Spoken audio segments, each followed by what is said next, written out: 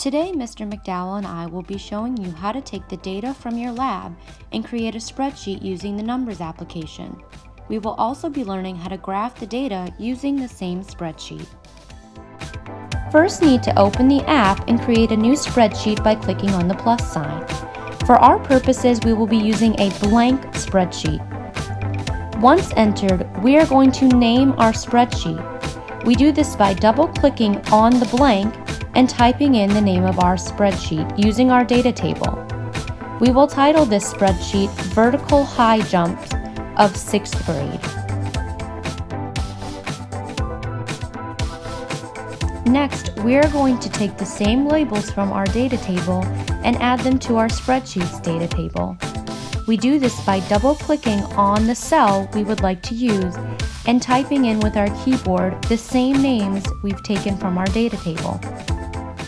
Once we have the label we are using in the cell, we will click Return so that the label saves.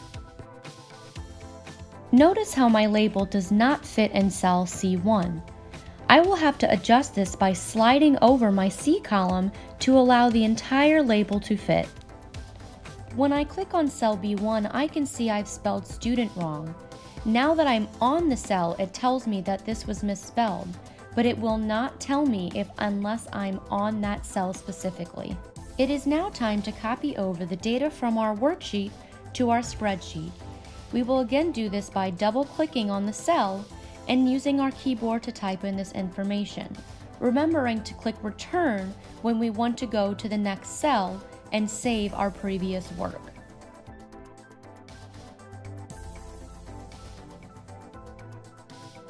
Once all of your data has been entered, you will have the option to customize your spreadsheet. We will do this by clicking the paintbrush on the top bar of the spreadsheet. We will then go under the section Table where we can change the style of our spreadsheet.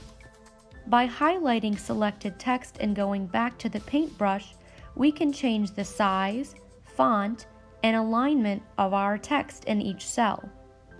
By selecting multiple cells, the effect will be applied to each cell.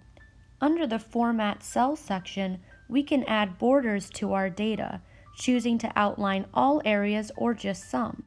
We can also change the font of our data or of any other cell on the spreadsheet. Mr. McDowell will now show you how to create your graph using the data from your spreadsheet. Now we will select all the data by clicking on cell A1 and dragging down to cell C11. Then we will click on cell found in the lower right-hand corner. Then we will select Create New Chart. For our graph, we will be using a 2D bar graph, which is the first option directly below the 2D icon. It will automatically create a bar graph for you from the highlighted data. We will now select and drag the bar graph to our data table. We do this by clicking on the bar graph and dragging it to the desired position. Notice that our graph does not fit in our current spreadsheet. We will have to add a column by clicking on the two lines next to the G column. This will expand our spreadsheet. We can now reposition the graph to our desired location.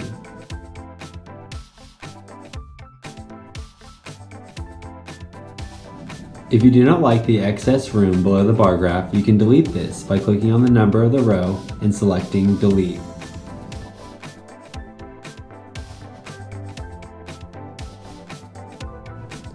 Now you can get creative and customize your spreadsheet. We hope you find this video to be a useful tool when creating your own data and graph in your Numbers spreadsheet. Good luck!